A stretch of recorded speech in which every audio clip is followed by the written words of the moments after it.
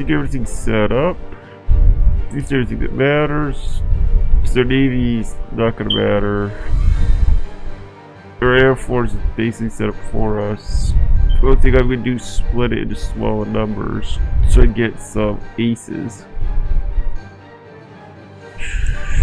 But that won't be till the war starts. These aces are very, very useful. So having a few of them will work. Now what makes Greece fun is that it's a lot more open-ended, I guess. Oh yeah, see? This is the first step towards the democratic path. You have to elect or arrest the king for this to work. It also takes you to the Byzantine path and the communist path. Otherwise, if you want the monarchist path, or I guess the typical fascist path, because Byzantine can be fascist too, then you would not arrest the king.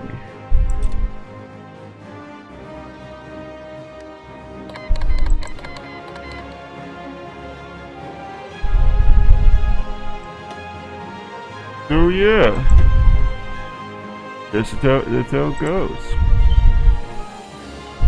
See, do you guys like when I provide that information? The first time been well versed enough to actually be useful. Get the information provided. We're going to start debt repayment, which we'll do immediately. We're going to pay back Italy last because screw Italy, they're our enemy. And I like Italy in real life, but come on, we're in Greece. Can't like World War II Italy. That just doesn't work. Alright, we can buy some of the stuff early. We can just keep political advisors, which do have value. Question is, who can I get? We could eventually get you. We could get you. And I don't care about you at all. Financial expert is good, but we can't get him. And it won't matter long run. You won't work. Let's see. War support. No, you won't work. See, you have to look at. Okay, the reason why I'm saying these don't work. You have to look at the CS one thing may be true. The monarchists are friendly or loyal. And the fascists are friendly or loyal. Well, this is important. And this is something fun about Greece. They've introduced a faction system. And this faction system adds a little more political dynamic. You know, kind of like how the US has their Congress system. Except for this is a little different. So in this one, if I go to it, faction management. CC got the different factions. The monarchists are different, Republicans are loyal. And then, you know, indifferent for the communists. And the fascists are inconsequential right now. Treats are just, they don't have much of a say, of course. And so you can go from anywhere from loyal to hostile. Now, loyal, like the Republicans, if they're loyal, you get a bonus. Usually recruitment population. And friendly, as far as I can see, is the same as loyal, except the difference being the loyal faction is whichever faction is in charge. As we are going the Democratic route, the Republicans are loyal. But under the, you know, when the game started, the Republicans and Communists were, they were, hostile, which is a negative for us. Indifferent and its consequential just don't matter. And you can see eventually the monarchists will become favorable to us. They'll become or to become friendly. That's what it is. And so having different one of these friendly or loyal gives you things you could unlock. But I really do like that system. I think it's well implemented. So yeah, you know that. See, this one we only get because monarchists, which I think is nice. I like that factory output. The hook on power gains are also nice. This one is a really good one. I mean, daily democracy support, that's always helpful.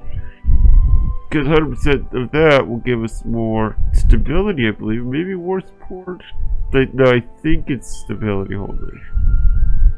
So that's very useful. War districts are always useful. So we can't get that yet. So I think currently, just based on who's going to be available, I want to go for this. I like this stability, political power gain. It's just really good. It allows us to beef up our country quicker.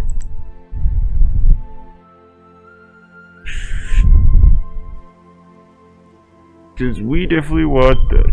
We want that 80% stability before 80%. Nobody's not 80%. It's like 60%, maybe 50%. Before the war starts, so that we can switch to war economy. There is an option to take us directly partially mobile, but I think I'd rather just skip that and use the political power for something else.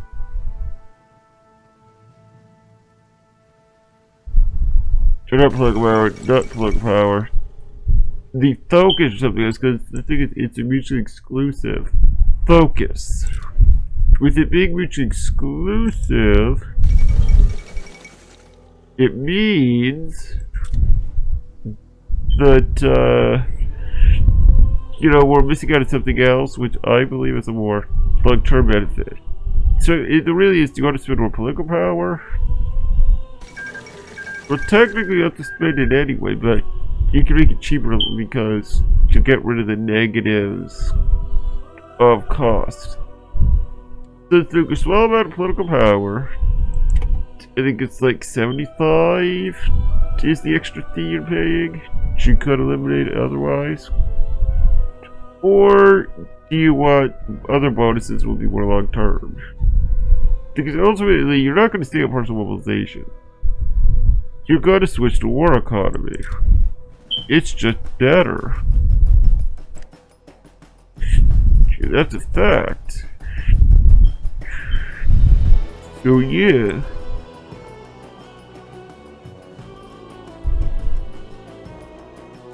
If we're going to switch to war economy, it should make sense to me.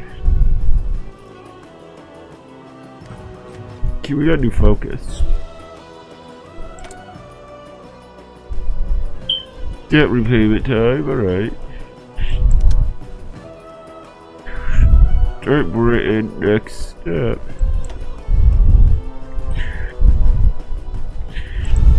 Give them some political power. Because if France falls, we're gonna need them. Unfortunately, just died. Well, this is how it goes.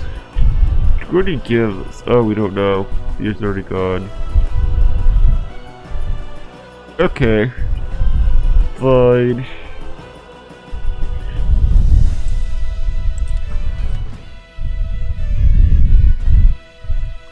See what's available. Yes, this. And this is part of the reason I took the democracy one. Because so we were getting war support from our leader. But currently that's not a thing. Therefore, we're gonna get some communist support. So the daily democracy support is part of the reason I put that in there. Until we get 10% war support, we're gonna get communist support. We don't want a communist coup or anything. That would be bad. To utilize our strengths. Now, I believe we still have some of the impact. You see, focus culture, it's 15%, which isn't horrific.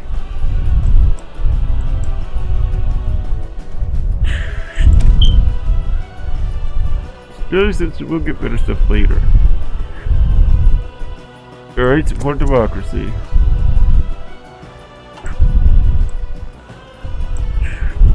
So I'm gonna always keep 25 political power until our debts are repaid.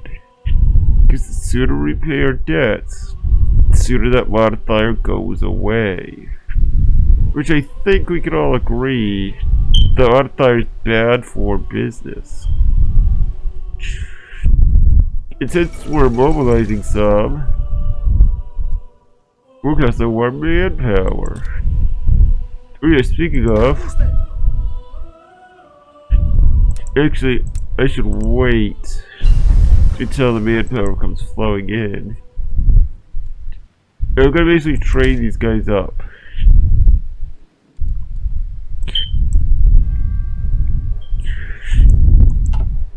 Okay. In the last one, I went concentrated because I was so focused at war with Turkey.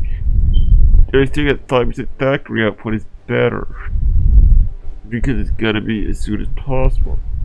However, since we're going to enter World War II, and I'm thinking about adding armor to our army, it's actually better for us to go for dispersed, I believe. Because yeah, we get 5% less factory output each. Then a long war, the other bonuses are better. Anyway, therefore, I think that makes sense. I see why it's a dispersed meta. Dispersed is just better. And I should recognize that. The only time concentrate is better is if it's going to be a short war with a short game with early war. And when we have an early war, it's not going to be a short game because we intend to join the war, but we cannot join immediately. We're going to wait a little bit.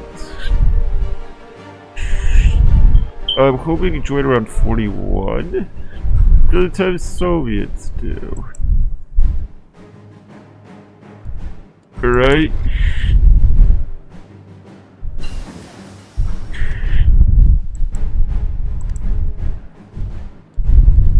First of all, Britain, we're paying our debt. Alright, so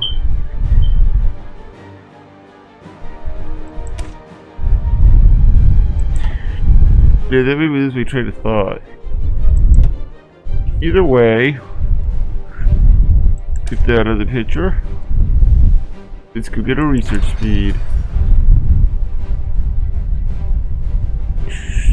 Yeah, completely lost my train of thought. Oh well, I'm sure it'll come back to me. Oh yeah, I was looking at the material designer.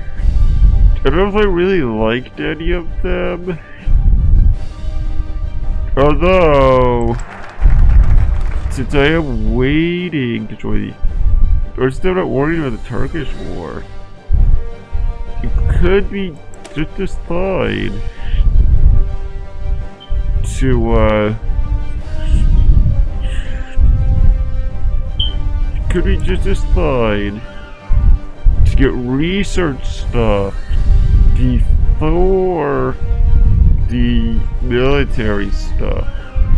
So see, this will make the monarchist friendly but the communist hostile. But is it really an issue? The temperature stability is great. Okay.